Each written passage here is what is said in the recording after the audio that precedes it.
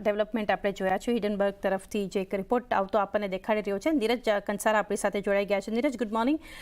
જે અપડેટ ખાસ કરીને આપણને રિપોર્ટમાં આવતી દેખાડી રહી છે અને સેબી પ્રમુખ પર જે આરોપ અહીંયાથી લગાવવામાં આવ્યા છે, કઈ રીતે આમ તો બધી બાજુથી આપણે ખંડન પણ એમના તરફથી આવતું જોઈ રહ્યા છીએ, શું અપડેટ છે અને સમગ્ર રિપોર્ટ અત્યારે શું કહી રહ્યા છે? જી, ખાસ કરીને જો શનિવારની સવાર હતી કે જ્યારે સૌથી પહેલાં હિડનબર્ગે એક ટ્વીટ કર્યું અને કમિંગ સૂનનું એક ટીઝર આપ્યું હતું, પરંતુ ત્યારબાદ શનિવારે રાત્રે જ એમના દ્વારા આ રિપોર્ટ જે છે એ જાહેર કરવામાં આવ્યો હતો અને એ રિપોર્ટની અંદર અમુક આક્ષેપો કરવામાં આવ્યા. આમ તો ઘણો લાંબો રિપોર્ટ છે, ઘણી પૂર્વ ભૂમિકાઓ પણ તેમણે બાંધી, પરંતુ જે મુખ્ય રસ છે આ આખા રિપોર્ટનો, એમાં 3 આક્ષેપો મુખ્ય થયા હતા કે અદાણી ગ્રુપની જે કથિત ઓનશોર એન્ટિટીની વાત તેમણે અગાઉના રિપોર્ટમાં કરી હતી, એમાં સેબી ચેરપર્સન અને તેમના પતિની હિસ્સેદારી છે. ખાસ કરીને બર્મુડા અને મોરેશિયસના ફંડમાં અહીંયાથી બુચ દંપતીનો હિસ્સો હોવાની તેમણે ખાસ કરીને વાત કરી હતી. બીજી તરફ જે બીજો આક્ષેપ સૌથી મોટો થયો તેમાં એમનું એવું કહેવું હતું કે સિંગાપોરની કન્સલ્ટન્સી ફર્મ અગોરા પાર્ટનર્સમાં માધવીપુરી બુચનો 99% જેટલો હિસ્સો હતો.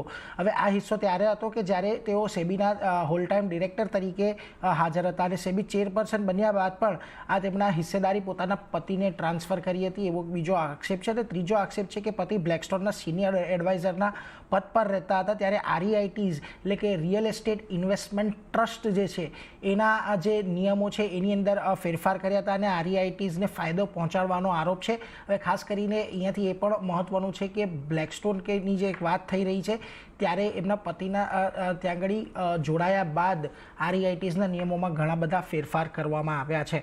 હવે ખાસ કરીને આ જે આક્ષેપો થયા છે, આક્ષેપો પર ઘણા બધા જવાબો પણ આપવામાં આવ્યા છે. સૌથી પહેલાં માધવીપુરી બુચ અને ધવલ બુચની સ્પષ્ટતા જોઈ લઈએ તો એમનું કહેવું છે કે આ રિપોર્ટ જે છે પાયાવિહોણો છે અને તેમણે આ ખંડન કર્યું હતું. તેમણે કહ્યું હતું કે અમારું જીવન ફાઇનાન્સ સંપૂર્ણ રીતે પારદર્શી છે. અમે તમામ ડિસ્ક્લોઝર જે સેબીને સમયાંતરે આપવા જોઈએ એ અમે આપ્યા છે. દસ્તાવેજોથી હજી પણ અમે ખુલાસો આપવા તૈયાર છીએ અને પારદર્શિતા જાળવવા માટે હજી પણ તેઓ ભવિષ્યમાં અમુક નિવેદનો આપશે એવી એમણે અહીંયાથી વાત કરી છે. એટલા માટે ખાસ કરીને તેમણે એવું પણ કહ્યું છે કે આ અમારું ચરિત્ર હનન કરવા પર હિડનબર્ગ ઉતરી આવ્યું છે. એટલે આ પ્રકારની વાત તેમણે ખાસ કરીને અહીંયાથી કરી હતી. એટલે આ ઘણું મહત્ત્વનું છે આજના દિવસમાં કે અહીંયા આનું એક એ રહેશે.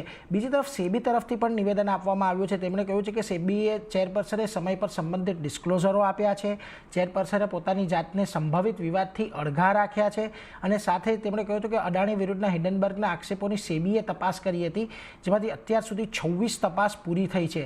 આવા અહેવાલો સમક્ષ રોકાણકારોએ શાંત રહેવાની જરૂર છે. કોઈ પણ પ્રકારનો અહીંયાથી તેમણે વધારે પડતું રિએક્શન આપવાની જરૂર નથી અને હિડનબર્ગે કદાચ આ અહેવાલ પહેલાં પોતાની પોઝિશન શોર્ટ કરી હોઈ શકે એવું એમણે ખાસ કરીને આ સેબીએ કહ્યું છે. તેમણે કહ્યું કે 27 જૂન 2024ના રોજ હિડનબર્ગને કારણદર્શક નોટિસ ફટકારી હતી અને તેનો નોટિસનો પણ હિડનબર્ગે ફાયદો ઉઠાવ્યો હતો. એટલે અને તેમણે ખાસ કરીને એવું પણ કહ્યું છે કે REITના જે નિયમો છે એની અંદર કોઈને પણ કોઈ પણ ગ્રુપને મદદ થાય, ખાસ કરીને અદાણી ગ્રુપને મદદ થાય એ પ્રકારનો કોઈ પણ ફેરફાર કરવામાં નથી આવ્યો.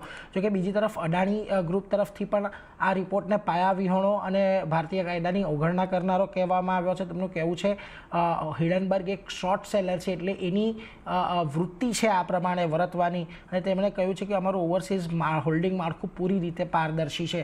જોકે આ હિડનબર્ગે જે આરોપ કર્યા છે એની અંદર બ્લેકસ્ટોન અને 361ના પણ ઉલ્લેખ થયા છે. એટલે બ્લેકસ્ટોને પણ અહીંયાથી સ્પષ્ટતા કરી છે કે ધવલ બુચ એ કોઈપણ પ્રકારે રિયલ એસ્ટેટ કે કેપિટલ માર્કેટનો ભાગ નથી. એ તેઓ અમારે ત્યાં સિનિયર એડવાઇઝર તરીકે જોડાયા હતા અને એ જાહેર વાત હતી કે તેઓ જોડાયા છે, પરંતુ કોઈપણ રીતે તેમનો રિયલ એસ્ટેટના જે ફંડ છે કે કેપિટલ માર્કેટ છે એની સાથે કોઈપણ પ્રકારનો સંબંધ અહીંયાથી આપણને આવતો નથી દેખાયો.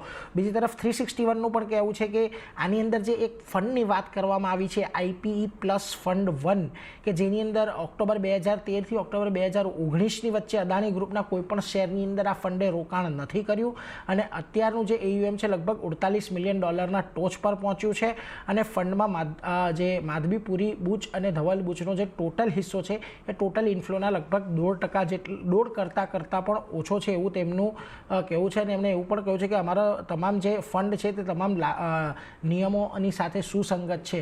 એટલે હવે ખાસ કરીને જો આ આખી પરિસ્થિતિની અંદર અહીંયા હિડનબર્ગે કોઈ કંપની પર કે એના પર રિપોર્ટ પાડવાની જગ્યાએ સેબી ચેરપર્સન પર એક વ્યક્તિગત હુમલો પણ અહીંયાથી એક રીતે કહી શકાય કે કર્યો છે આવા આક્ષેપો કરીને.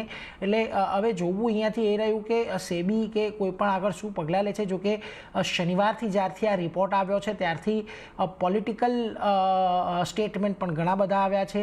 કોંગ્રેસ દ્વારા આની અંદર જેપીસીની માંગ કરવામાં આવી છે અને અને વિરોધ પણ અહીંયા ખાસ કરીને વિરોધ પક્ષો દ્વારા હવે અહીંયાથી વધી રહ્યો છે. એટલે આ બધા પર એક આપણી નજર બનેલી છે. ઓવરઓલ એક આક્ષેપો થયા છે અને એનો જવાબ અહીંયાથી આપણને સેબી, માધવીપુરી બુચ અને એમના પતિ ધવલ બુચ એ બધા તરફથી એક સ્પષ્ટતા આવતી જોવા મળી છે.